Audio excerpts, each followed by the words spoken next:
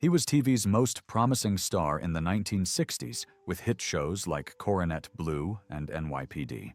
But Frank Converse shocked everyone when he walked away from fame at the height of his career.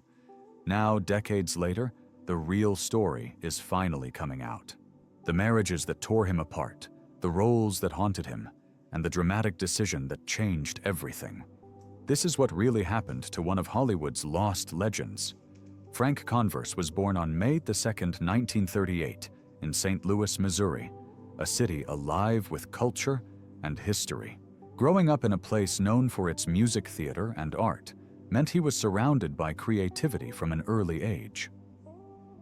The Mississippi River gave St. Louis its energy, and its thriving arts scene made it a perfect backdrop for a young mind drawn to performance. The 1940s and 1950s were a golden time for the city. The St. Louis Symphony Orchestra and the Muni Opera brought world-class performances to local audiences, giving people access to music and theater on a grand scale. It was the kind of environment that could inspire a child to dream bigger. For Converse, it wasn't just about watching performances. It was about feeling something stir inside him, a pull toward storytelling and expression that would shape his future. Beyond the stage and concert halls, St. Louis was a place where values mattered. People took pride in hard work and community, and those principles stuck with Converse. His career spanning decades would reflect a quiet professionalism, a dedication to craft that felt deeply rooted in his Midwestern upbringing. He wasn't just a talented actor. He carried himself with integrity, something that set him apart in an industry often defined by egos and spectacle. Before Broadway, Converse built up his Shakespearean resume with roles in King Lear Caesar and Cleopatra Hamlet, The Comedy of Errors, Richard III, Henry V, and Much Ado About Nothing. These weren't just stepping stones. They were proof of his range, showing he could handle everything from tragedy to comedy. His Broadway debut came on February 26, 1966, in First One, A Sleep Whistle. It was a milestone in his career, even though the play lasted for just one performance. For any actor, stepping onto a Broadway stage for the first time is both thrilling and nerve-wracking. It is the kind of moment that stays with them forever. Although the production had a short run, the experience was invaluable. Broadway operates at a different level, demanding precision, stamina, and adaptability. Converse had to adjust quickly to the fast-paced environment, working alongside experienced professionals who had spent years perfecting their craft. This first taste of Broadway was just the beginning. Even with First One, A Sleep Whistle closing almost immediately, Converse didn't let the setback define his career. He kept pushing forward, gaining experience and proving himself in more roles. Every performance, no matter how brief, added to his understanding of the stage and the industry. His performances in The Seagull and Design for Living were particularly well received. While details of his involvement in The Seagull are less documented, his role in Design for Living is better known. He played Otto in Noel Coward's sophisticated comedy, which explores themes of love and artistic ambition. The play first premiered in 1933, but Converse joined its 1984 Broadway revival. His performance brought humor and charm to the character, earning praise from critics and audiences alike. Design for Living required an actor who could balance wit with emotional depth. Converse handled it with ease, proving his versatility. His ability to bring complexity to his characters made his portrayal memorable. This role, along with his appearances in other stage productions like The Philadelphia Story and A Streetcar Named Desire, solidified his place in the theater world. Beyond the stage, Converse also gained recognition in television. His work in The Bold Ones, The Lawyers, and The Edge of Night expanded his reach to a wider audience. These performances earned him nominations and critical praise, proving that his talent extended beyond Broadway. Frank Converse's career took a major turn when he landed the role of Michael Alden in Coronet Blue, a TV series that aired in the summer of 1967. At first glance, it seemed like just another short-lived show. But Coronet Blue became a phenomenon, capturing audiences with its gripping mystery and leaving behind a legacy that still sparks discussions today. The premise was simple, but compelling. A man is pulled from a river with no memory of who he is or how he got there. The only thing he remembers is the phrase, "Coronet Blue." That mystery set the stage for a suspenseful journey as Alden, played by Converse, tried to uncover his past while being pursued by a shadowy group known as the Greybeards. The show blended action, psychological drama, and a sense of existential search, themes that resonated with audiences in the rapidly changing social landscape of the 1960s. Converse's portrayal of Alden was one of the show's strongest elements. He brought a mix of vulnerability and quiet strength to the character, making him relatable despite the bizarre circumstances. Alden wasn't just a man searching for answers. He was discovering himself along the way. He had no memory, but as the series unfolded, he realized he could speak fluent Spanish and French. He had skills in martial arts. Each episode added another piece to the puzzle, both for Alden and for the viewers who were desperate for answers. What made Coronet Blue unique wasn't just its mystery, but the way it was presented. The show had actually been filmed in 1965, but CBS shelved it for 2 years. When it finally aired in 1977, it was released as a summer replacement series, a time slot usually reserved for reruns and failed pilots. Nobody expected much from it. But to everyone's surprise, Coronet Blue became the highest-rated show of the summer. Audiences were hooked. Despite its success, the show had a problem. It was never meant to be left unresolved. Coronet Blue was supposed to continue, eventually revealing that Alden had been part of a secret organization, possibly a Soviet spy ring, and had tried to defect before losing his memory. But the series ended before any of that could be explained. The mystery remained unsolved, and that ambiguity only made it more fascinating. For years, fans speculated about what Coronet Blue truly meant. The cryptic phrase itself became part of TV history, with viewers coming up with their own theories. That open-ended storytelling helped the show gain a cult following. Even though it lasted only 11 episodes, 2 of which never aired, people remembered it. Decades later, it was still being discussed, analyzed, and praised for its originality. For Converse, the role of Michael Alden was a turning point. It showcased his ability to handle complex, layered characters, paving the way for future roles in series like NYPD and Moving On. But no matter how many roles he played, Coronet Blue remained one of the most intriguing chapters of his career. Looking back, Coronet Blue was ahead of its time. Its mix of mystery, espionage, and personal discovery was something that later shows like The Fugitive and The Prisoner would explore in different ways. And while its abrupt ending left audiences frustrated, it also ensured that Coronet Blue would never truly fade away. The mystery, just like Michael Alden's lost past, would always remain. Next, the casting process for NYPD was all about finding actors who could bring depth and realism to their roles. Jack Warden, known for his commanding presence, played Lieutenant Mike Haynes, the experienced leader of the team.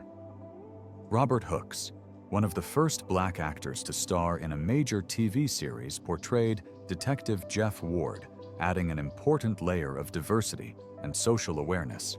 Then there was Frank Converse, whose background in theater and television made him a perfect fit for Detective Johnny Corso. Together, these 3 actors created a dynamic that set NYPD apart from other police dramas of the time. The producers wanted more than just another crime show. They aimed for something both entertaining and socially relevant. By casting Converse, Warden, and Hooks, they built an ensemble that could handle complex storylines with authenticity. What made NYPD stand out was its willingness to tackle real-world issues, corruption, racial tensions, and the moral dilemmas of law enforcement. These weren't just surface-level themes. They were woven into the fabric of the show. Frank Converse's role as Detective Johnny Corso was central to the show's raw and unfiltered take on urban policing.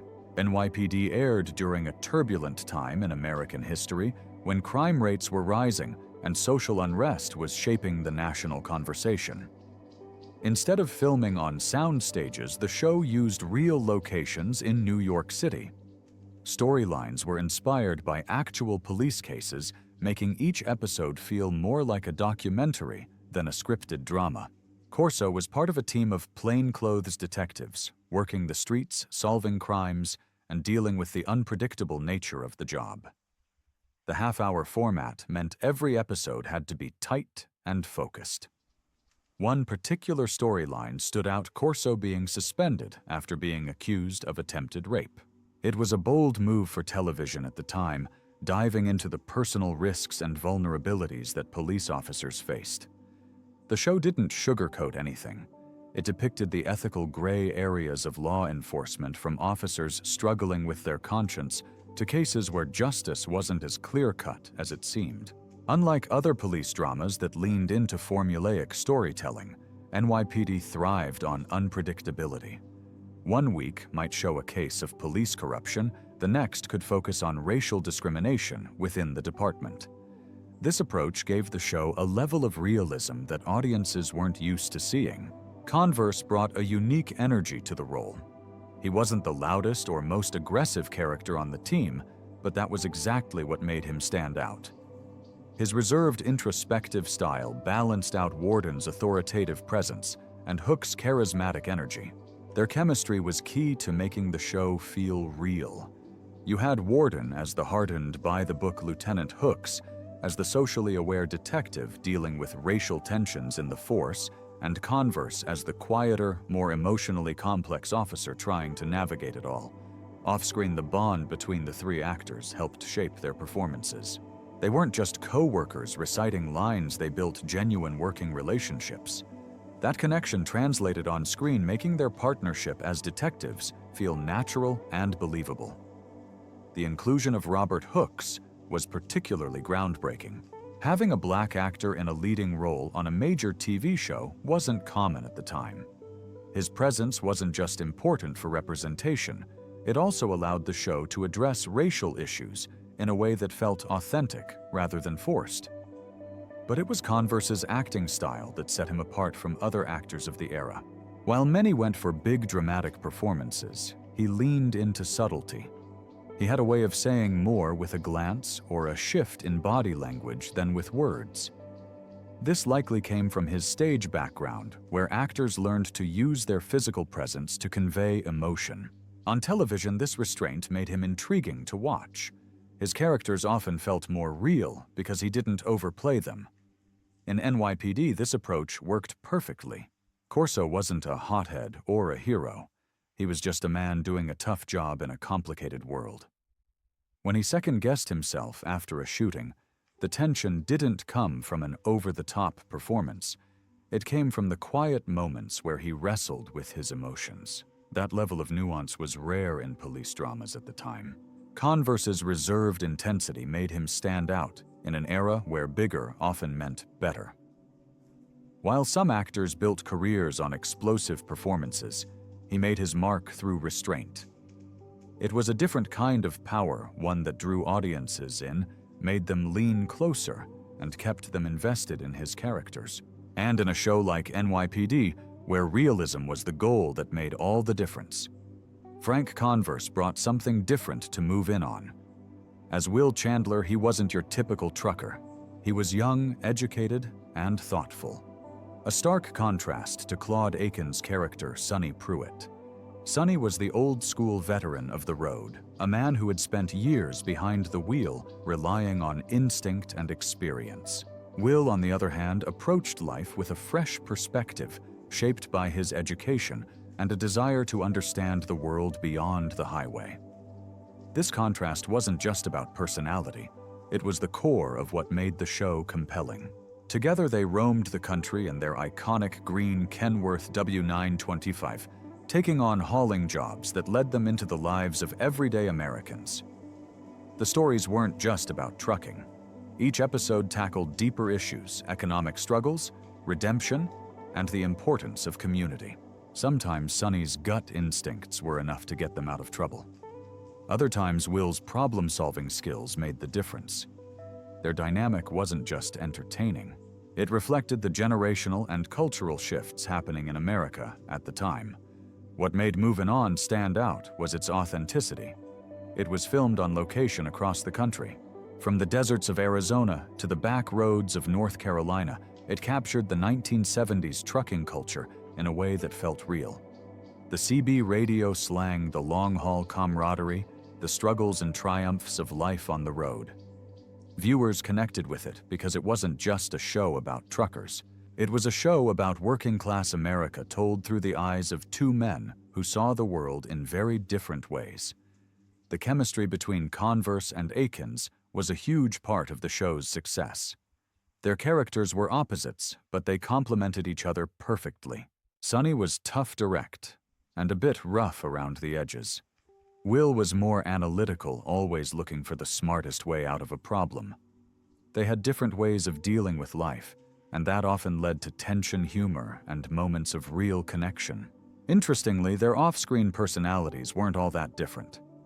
Akins was known for being warm and outgoing, always chatting with the crew and engaging with fans. Converse was more reserved, preferring to keep to himself between takes. But this contrast only made their on-screen partnership feel even more real. Both actors even went the extra mile to make their roles convincing. They obtained chauffeurs' licenses and actually learned how to drive trucks, ensuring that their performances weren't just believable but grounded in real experience. Moving On wasn't just another TV drama. It was part of a shift happening in the 1970s television. At a time when shows like All in the Family and Maude were tackling social issues, Moving On did something different. It put a spotlight on blue-collar workers, a group often overlooked in mainstream media. It showed their struggles, their resilience, and their way of life. The timing couldn't have been better. The 1970s saw a surge in interest in trucking culture thanks to the rise of CB radios and songs like Convoy. Moving On tapped into that, and its theme song, sung by country legend Merle Haggard, became a #1 hit in 1975. It was more than just a TV show. It was part of a cultural moment. Filmed in locations across the U.S., the series had the feel of a road trip, giving viewers a glimpse of America's vast landscapes and small-town life. It painted truckers as modern-day cowboys living a life of freedom and adventure, always moving toward the next job, the next challenge, the next destination. Frank Converse had a way of bringing depth to every role he played, even in television movies that might have otherwise gone unnoticed. He wasn't just a familiar face. He was an actor who could take on complex characters and make them feel real. Some of his most memorable performances came from TV films that tackled difficult subjects or portrayed historical figures with nuance. One of his standout roles was in Marilyn: The Untold Story, where he played baseball legend Joe DiMaggio. The 1980 biopic followed Marilyn Monroe's rise to fame and her struggles behind the glamour, with Catherine Hicks in the lead role. Converse had the challenge of portraying DiMaggio, a man known for his reserved nature and deep love for Monroe. Their relationship was filled with both passion and tension, and even though his screen time was limited, Converse managed to capture the quiet intensity of a man who struggled with Monroe's fame and independence. Playing a real-life figure like DiMaggio wasn't easy. He was a national icon, but his personal life was far more complicated than the public ever saw. At the time of the film's release, DiMaggio was still alive, which meant the script avoided certain controversies, including rumors of domestic abuse. Instead, it focused on his devotion to Monroe and the emotional distance that grew between them. Converse played this dynamic with subtlety, letting his body language and expressions tell the story more than words.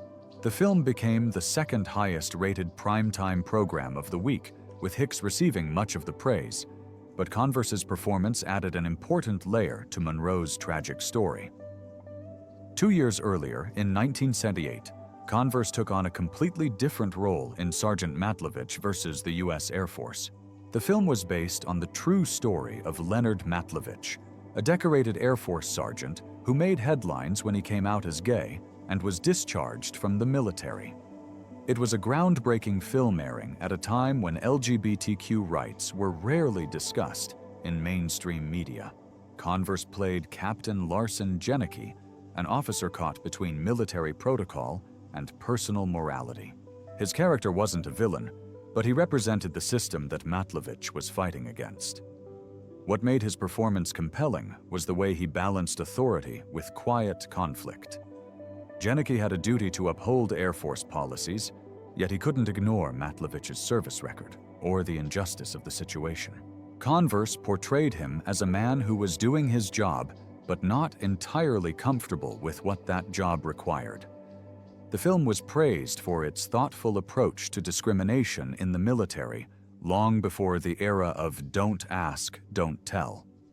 Converse's role wasn't the flashiest, but it was a critical part of the story, showing how institutional prejudice didn't just affect those being targeted, it also forced others to grapple with their own values. In Dr. Cook's Garden, a 1971 television movie, Converse played Jimmy Tennyson, a young doctor returning to his hometown only to discover a disturbing secret.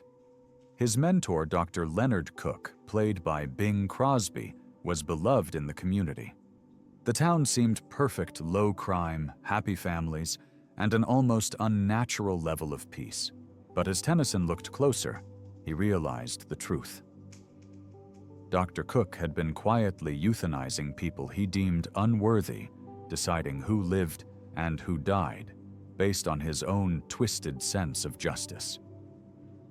The film, adapted from Ira Levin's play, was a psychological thriller wrapped in the charm of small-town America. Converse's character was the moral center of the story, torn between admiration for his mentor and horror at what he had uncovered. His performance captured the slow unraveling of trust as Tennyson pieced together what was happening and struggled with the implications. The tension between him and Crosby's character built up to a powerful confrontation where he had to decide whether to stop Dr. Cook or become complicit in his actions. Frank Converse's personal life has been shaped by 3 major marriages, each reflecting the challenges of balancing love and a demanding career. His first marriage to Carol Towser began in 1959, right as his acting career was taking off.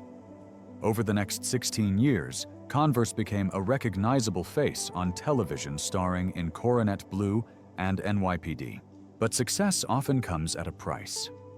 The pressure of a rising career and the unpredictable nature of the industry may have strained the relationship. By 1975, their marriage ended in divorce. They had 2 children together, marking this period as both a time of professional growth and personal change. Not long after, in 1976, Converse married Elise Astrid Ronning. This chapter of his life coincided with some of his most intense work in television and theater, including his role in The Philadelphia Story on Broadway. Despite their initial connection, the marriage lasted only 6 years, ending in 1982. While the reasons for their divorce remain private, the demands of a career in the spotlight often test relationships in ways that are hard to overcome. That same year, Converse found lasting love with Maureen Anderman, a talented stage actress and Tony nominee. They married in 1982, and this time, the relationship endured. Their shared background in theater may have helped them navigate the highs and lows of the profession with mutual understanding. Over 4 decades later, they remained together, raising 2 children and building a life grounded in respect and shared passion. Converse has described this as his ultimate marriage, a reflection of the happiness and stability he found with Anderman. In the 1980s and 1990s, Converse made a strong return to Broadway, proving his versatility as a stage actor. In 1980, he starred opposite Blythe Danner in The Philadelphia Story, playing C.K. Dexter Haven, a role that required equal parts charm and wit. The revival was well received, and his chemistry with Danner was undeniable. 8 years later, the two reunited in A Streetcar Named Desire, where Converse took on the role of Harold Mitch Mitchell. Unlike his previous role, Mitch was a deeply conflicted and tragic character, torn between kindness and societal expectations. His performance added layers to a man often seen as merely naive, showing the depth Converse could bring to the stage. He didn't stop there. In the years between those two productions, he tackled Design for Living and Brothers, proving he was just as comfortable in sharp comedies as he was in heavy dramas. While many stage actors hesitate to enter the world of daytime television, Converse took on the challenge in the 1980s, stepping into the fast-paced world of soap operas. He played Harry O'Neill on One Life to Live from 1984 to 1985, portraying a middle-class father trying to navigate the struggles of family life. Later, he appeared on As the World Turns and All My Children, showing that he could bring authenticity to a format often criticized for melodrama. Soap operas required an intense workload. Tight production schedules and quick turnarounds meant little time for rehearsals. Many actors struggled with the demands, but Converse's theater background gave him the discipline to adapt. His performances stood out, proving that even in a genre often overlooked for its artistry, great acting could still shine. Beyond daytime television, Converse became a familiar face in some of the most popular shows of his time. He made multiple appearances on Law & Order, playing different characters across various episodes, including Admissions in 1999 and Tomorrow in 2002. Procedural dramas required a different kind of acting, self-contained performances that had to feel lived in despite limited screen time. Converse delivered, making each guest role memorable. He also appeared in Columbo Murder, She Wrote and The Equalizer, shifting between crime dramas, mysteries, and psychological thrillers with ease.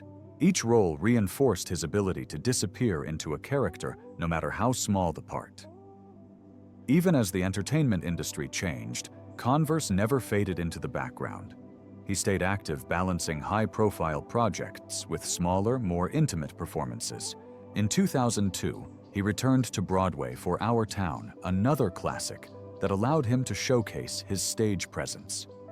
A decade later, he appeared on NYC 22, proving that even after years in the business, he was still ready to take on contemporary television. He didn't shy away from regional theater or independent films, either keeping his craft sharp by embracing a wide range of roles. His career wasn't about chasing fame. It was about acting as an art form, something he continuously explored through different mediums. Looking back, Frank Converse's career was defined by adaptability and longevity. He left a lasting impact on theater, where he brought depth to timeless works like A Streetcar Named Desire and Our Town. On television, he became a recognizable presence, from his leading roles in Moving On to his ability to elevate guest appearances in crime dramas. His work in soap operas proved that even in the most demanding production environments, strong acting could make all the difference.